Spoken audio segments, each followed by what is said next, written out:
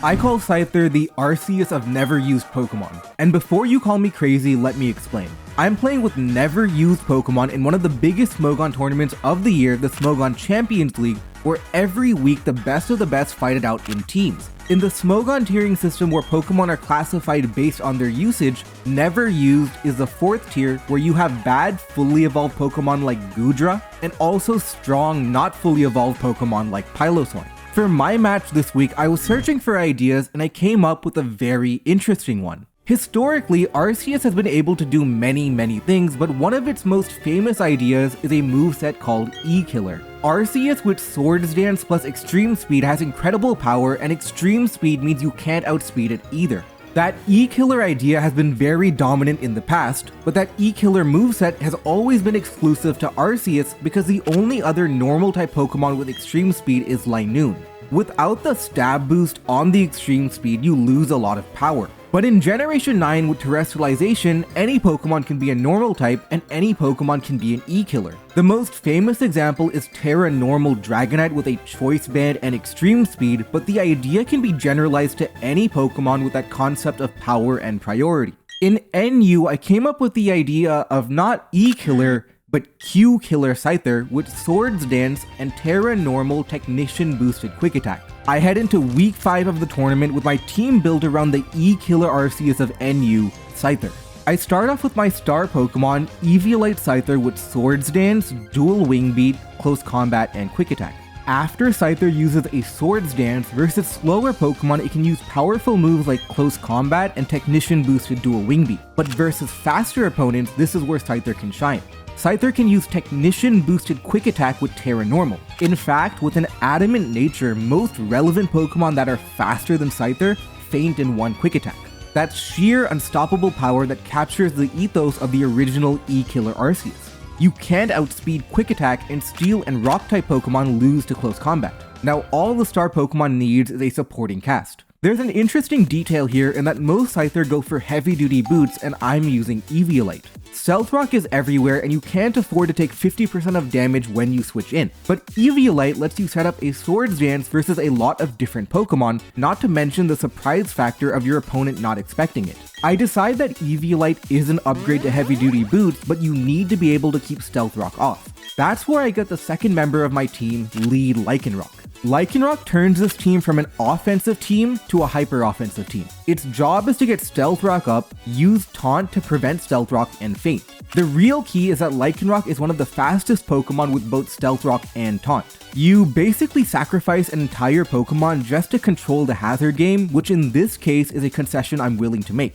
Sacrificing one Pokemon is merely an investment if it's enabling Pokemon that otherwise couldn't succeed. I also give it the red card for one particular interaction, Rapid Spin. Because Lycanroc is not a ghost type, it cannot inherently block Rapid Spin, and Pokemon like Tatsugiri can simply Rapid Spin versus Lycanroc and then KO it next turn. My plan is to pretend I have a Focus Sash and then use red card to solve the Rapid Spin problem.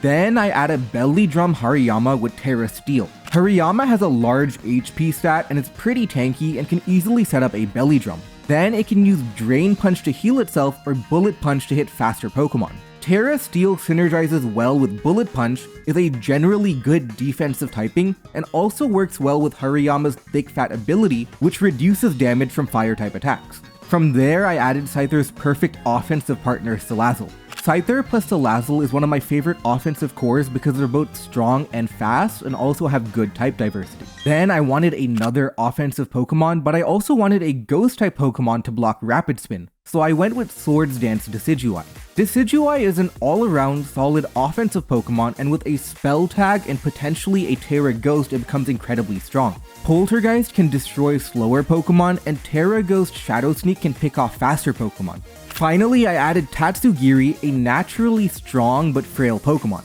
I use it here because it has Rapid Spin for emergency hazard control, and also Memento, who can set up any one of my sweeping Pokemon.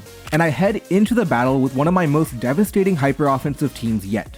And if you like this type of battle content, let me know by liking the video and subscribing if you're new. Our goal is to hit 150k subscribers by the end of the year, and we need your help to do it. If even a small percentage of you enjoy the content enough to subscribe, we can hit that goal. But back to the battle. The battle starts and his team is pretty standard, but there's a Hatterene. Hatterene shuts down my Lycanroc with its Magic Bounce ability. It can always switch into my Lycanroc and deny Stealth Rock. If Lycanroc can't get up Stealth Rock, it's pretty useless and it's like I'm playing a 5 versus 6. The fundamentals of offense are speed, power, and hazards, and I'm going to be playing without at least one of them. I lead Lycanroc anyway to make sure I can at least taunt something, and they lead Hariyama. I have no expectations of getting hazards up, and I try to endeavor the Hariyama for at least some damage before I faint. I simply cannot risk him going to Hatterene. But then he uses Bulk Up, and I realize something very scary. He's not content with simply stopping hazards. He wants it all. He's going for the immediate win with a lead Bulk Up Hariyama sweep, taking advantage of my lead Lycanroc. I have to find a way to react while also keeping my own attacking interests in mind. They Bulk Up here, okay. Do I Stealth Rock? I feel like now they're trying to bait in the Stealth Rock and go to Hatterene. I can Rapid Spin later. Okay, good, I got my Stealth Rock up. Let's taunt now, and I do have like Encore Salazzle too, so I'm not in a lot of danger, but it's just like annoying, I guess. Taunt. Yeah, so we can Encore that. Okay, so we got Stealth Rock up, which is good. I use Encore to lock Hariyama into Drain Punch. It still has double its attack and defense, but I can take advantage of the Encore lock. I have 3 options.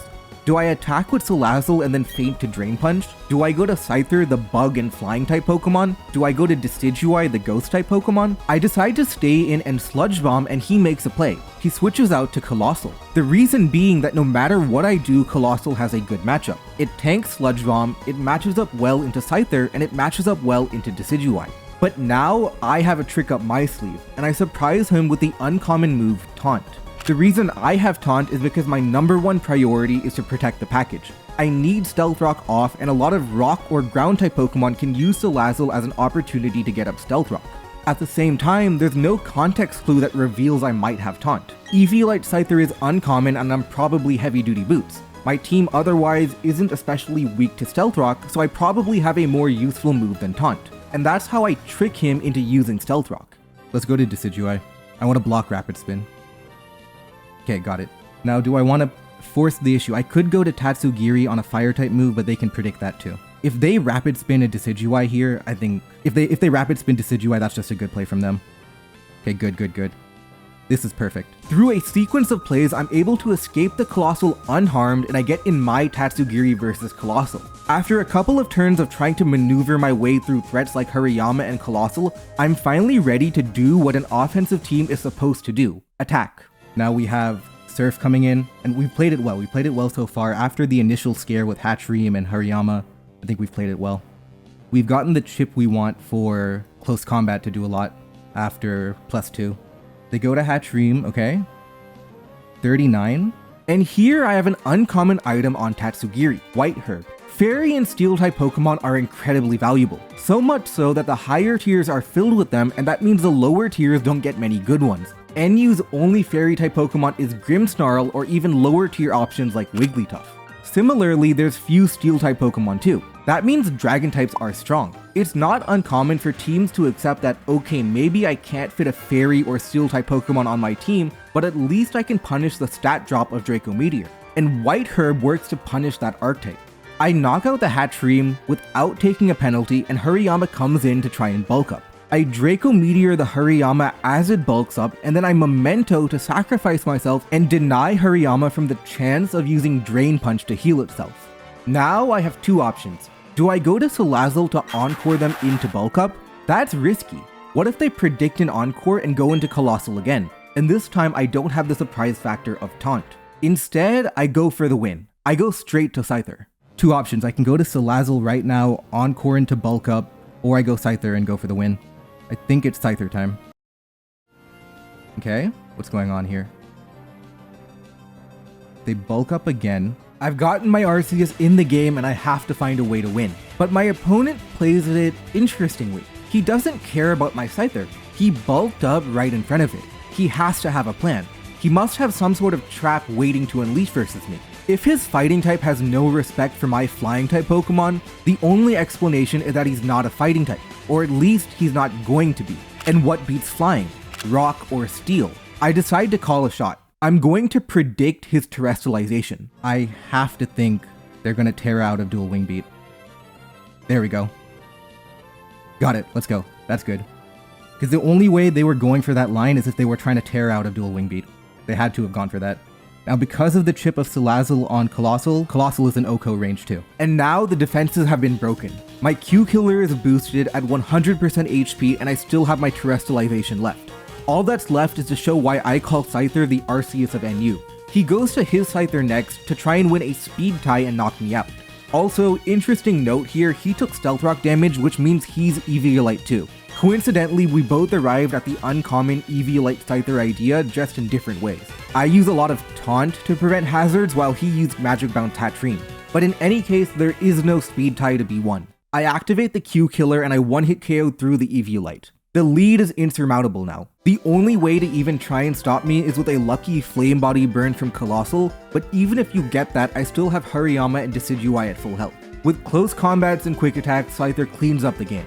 It gets its 5th knockout with a quick attack on Jolteon, and I win the game to bring my record to 3-2. Our team would also win the week to move to 6th place, with 4 weeks remaining.